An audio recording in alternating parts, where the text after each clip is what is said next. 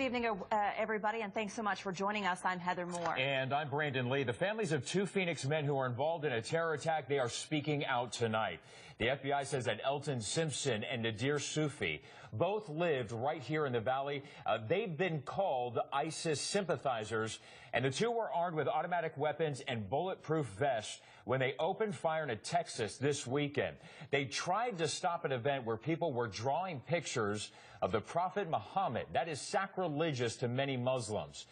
They were then killed by a police officer guarding that event. And tonight, the families of both men are talking. We have live team coverage tonight. Jonathan Lowe has reaction from Nadir Sufi's family. But first, Erica Flores joins us live from Glendale with what Elton Simpson's family is saying tonight. Erica? Brandon, Heather, the Simpson family sent us this statement saying that they're heartbroken and shocked. And neighbors, well, they say they're surprised too. They said that they never thought Elton Simpson was capable of doing something like this. I was just alarmed to hear it. Totally shocked. Elton Simpson's family says they too are shocked. They sent this statement sending their prayers to everyone by the, quote, act of senseless violence. It goes on to say, we are sure many people in this country are curious to know if we had any idea of Elton's plans. To that, we say without question, we did not. Just like everyone in our beautiful country, we're struggling to understand how this could happen. Sunday evening, Elton Simpson and Nadir Sufi were shot and killed after officials say they opened fire outside of a Texas venue hosting cartoon images of the Muslim prophet Muhammad. Time of mourning and grieving for the family. Can't even imagine what they're going through right now. I think it would be very, very disturbing. Court records show the FBI had been tracking Simpson for 9 years, believing he was part of a group that was trying to travel to another country to train with other terrorists. Neighbor Desi Stelling says he's known Simpson's family for more than a year. Strong moral fiber, great integrity. I would trust him anytime with any member of my family or my house. Kevin Hamilton says he's lived next to Simpson's family for about 3 years. Great people. Yeah. Good people, career-oriented people, great people, good family people. And he says he has spent some time with Elton. Really great guy, fun to be around. Yeah, had a great personality and disposition. And the Simpson family says they will not be making any on-camera statements, but to read their full written statement, head to azfamily.com. I'm reporting live, Erica Flores, 3 TV. Erica, thank you. In meantime, authorities believe Elton Simpson was behind a tweet posted just minutes before the attack saying, "May Allah accept us," with the hashtag Texas attack. In a separate tweet, officials say a known ISIS member responded to the Texas attack, writing, quote, "Two of our brothers just opened fire at the Prophet Muhammad exhibition in Texas." Our coverage of this developing story continues right now. Jonathan Lowe has new interviews tonight with Nadir Sufi's family. And Jonathan, what they had to say tonight? Well, good evening, Brandon. In digging into Nadir Sufi's past here, the only thing we could find in the way of court records were some child custody hearings he attended back in the summer of 2013. We have learned he has a 9-year-old son that lives here in Phoenix that's now without a father. It's an unimaginable position to be in, the mother of a dead terror suspect.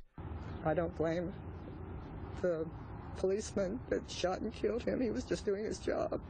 Sharon Sufi's son, Nadir, is one of 2 men the FBI says were donning full-body armor and assault rifles as they charged, guns a-blazing, at a Prophet Muhammad cartoon contest event outside of Dallas Sunday.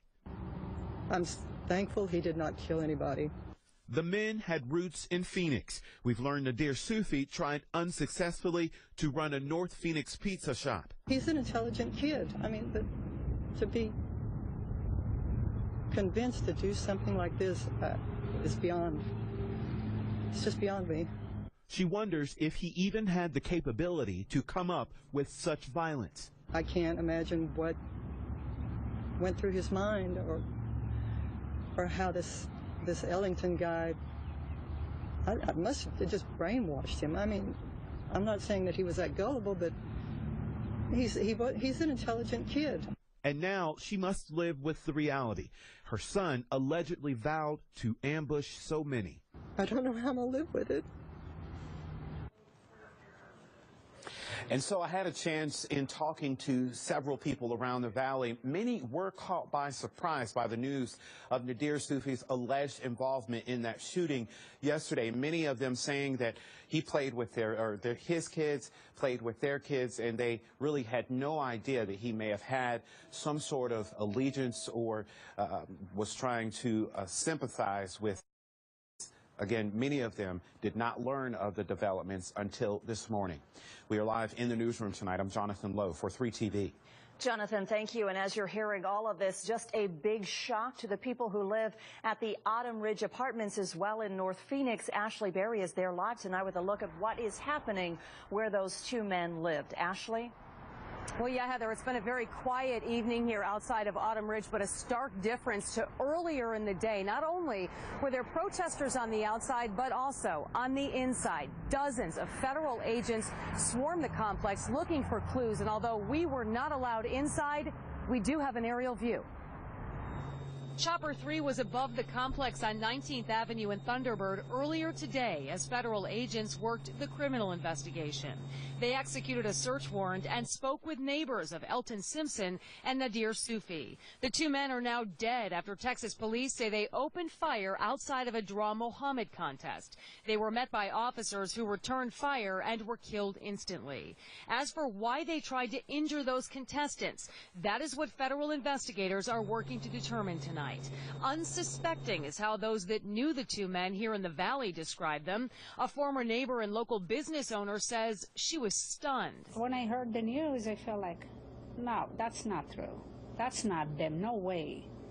They cannot do that. She added the two were reserved and not at all outwardly radical. Nothing more talking about religion or hitting or to go kill someone, never. So still a lot of unanswered questions tonight. We do know it appears as though federal investigators have wrapped up their on-scene portion of the investigation. We will continue to monitor this and bring you any developments. Reporting live in North Phoenix, Ashley Berry, 3TV. All right, Ashley, thank you. And our team coverage continues right now with a closer look at how authorities are tracking potential terrorists right here in Arizona. Here's Christina Estes. Two main kinds of intelligence and two main kinds of investigations, human and technical. Human, using people, talking to other people, gathering information on other people, and technical information more in terms of surveillance and reconnaissance. Dr. Richard Bloom oversees terrorism, intelligence, and security studies at Embry-Riddle University in Prescott. He says law enforcement agencies must prioritize and choose who to track, when, and how. Unfortunately, there's very little predictive validity with one piece of information or even combinations of information and the violent behavior you're trying to prevent. Here's one of the tweets. Dr. Zuhdi Jasser has experienced a kind of virtual violence. As president of the American Islamic Forum for Democracy, he criticizes the idea of an Islamic state and sometimes receives threats. Please kill Dr. Zuhdi Jasser, as he's an apostate and human garbage who deserves a bullet in his skull. Dr. Jasser says an intervention is needed. Until we teach our youth that America is a force of good and our military is a force of good, and not be apologetic about our military, destroying Muslim countries and all this other narrative that's negative, you're not going to do any counter-radicalization. That was Christina Estes reporting for us tonight. And experts believe that there could be more people in Arizona who are considered to be terrorist sympathizers, although not directly connected to a major terror group. And both of the accused suspects, Elton Simpson and Nadir Sufi, were both members of the Muslim community right here in Phoenix. Simpson last visited a Valley mosque just a few months back, and apparently that there were no obvious signs of any radical behavior. The president of the Phoenix Islamic Community Center says more than anything, right now he's disappointed. Overall, he was a nice person. He was always interacted respectfully with other people. He liked to play basketball with kids. So he was always had a smile on his face, very personable person. Nadir Sufi is also a member of that mosque, and again, members say they are shocked to learn about what happened over the past 24 hours. And that shooting is sparking debate over free speech versus provocation. The controversial event where the shooting happened was a contest for Prophet Muhammad cartoons. It was hosted by the American Freedom Defense Initiative, also known as Stop Islamization of America. Its supporters say the group opposes Islamic jihad. There's a problem in Islam, and the problem is we can't talk about the problem. We are seeing the wholesale slaughter of Christians in Iraq and in Syria, in Nigeria, in the Congo, Central African Republic. The jihad is raging, and all we can talk about is backlash of phobia. It's nonsense. All right, the top prize for the Draw the Prophet contest was $10,000.